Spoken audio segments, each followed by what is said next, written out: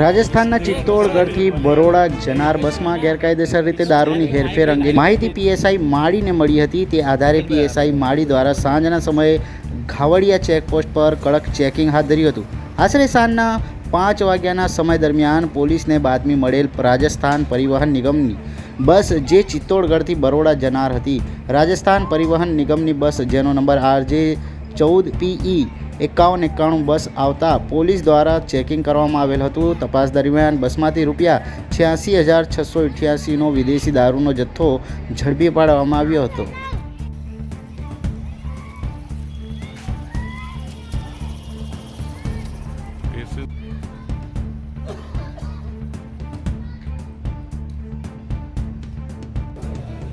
ये भी हल्दी जो